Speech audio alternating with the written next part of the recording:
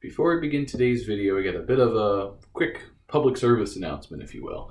For those of you who have been wise enough to just kind of not have the news on in the course of this crisis, good for you. I'm trying to keep most of it out anyway, because most of it's same old and it's pretty depressing. But something important you may have missed, and those of you who have been tuned in to every development and update in the story, you already know where this is going. Something relatively new just last week. The CDC has issued guidelines saying that you should, if you have to go out, be wearing a mask that covers your nose and mouth. The idea here is twofold. One, it's going to limit your touching of your nose and mouth, a lot of which happens accidentally. And two, it's going to prevent, if you happen to be carrying this particular virus, you from spreading those germs to other people. So it's an act of charity for other people in the community around you to protect them, just in case you happen to be affected and asymptomatic or carrying, etc. If you can get your hands on one that's mass-produced and manufactured, great, good for you. If not, and you're blessed in the very special way I'm blessed, and you have someone who's not only beautiful and brilliant and talented, but knows what she's doing with a sewing machine, like Mrs. Hollida does, then you can get one of these handmade. It's machine washable. It's got a little pocket for a filter. And if you're really lucky, you have someone who can make one that actually suits your style and fabrics that fit your wardrobe. It's reversible.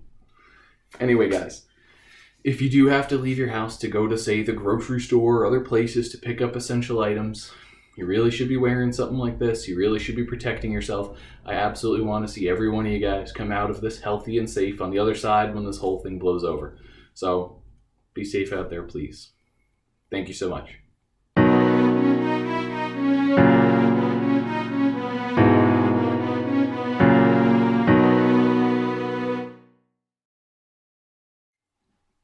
Hello, and welcome back to our morality class. I have good news and bad news for you today.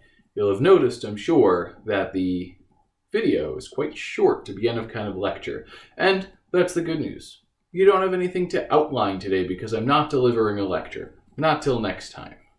Here's the bad news. At least, I know some of you are going to think it's bad news. I'm actually quite excited about it. We're going to do a Zoom. Now, I know a couple of you are groaning because you've been doing Zooms in every class, and maybe even one of the best things about my class is it's not Zoom. But humor me for a day. I haven't seen your faces since you did your reflection videos, and I honestly miss seeing you guys. But also, we're going to take today's class, wrap up our unit on the first 4 commandments. And the way we're going to do that is by going over your tests together. And that's going to go a lot better if we can do live Q&A rather than just the text box in the live stream. Because part of what I'm going to want you guys to do is discuss with each other, and I'm going to sort of jump into that conversation. I think that's going to go much more smoothly and much more naturally if everyone can see and hear each other instead of me sort of booming over the text box. So, here's what I need from you guys. That test you took, find it. I shared it with you in Google Docs. You received an email. You probably archived it. Find that doc. It'll be in your recents in Google Drive, if nothing else. You do still have comment access to it. You can't edit it. You can't change it. And as much as I've started grading them, I'm definitely not finished. It won't be for a few days. But what I want you to do is find that doc. Have it up on screen.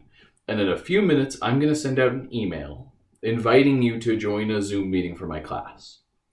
You'll have the doc in one tab, the Zoom meeting in the other, and you'll jump back and forth. And we'll go question by question, line by line, to make sure we understand what we generally got right, what we generally got wrong, about what you're going to score, even though you won't actually get a number grade for a while. That's going to take me quite a few days.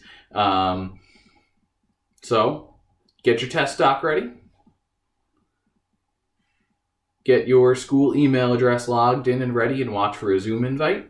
I'll see you guys in a few minutes. And yes, I will require you to have your camera on, and yes, I expect you to be at least decent for anything in the shot. So take a minute and get yourselves ready, okay?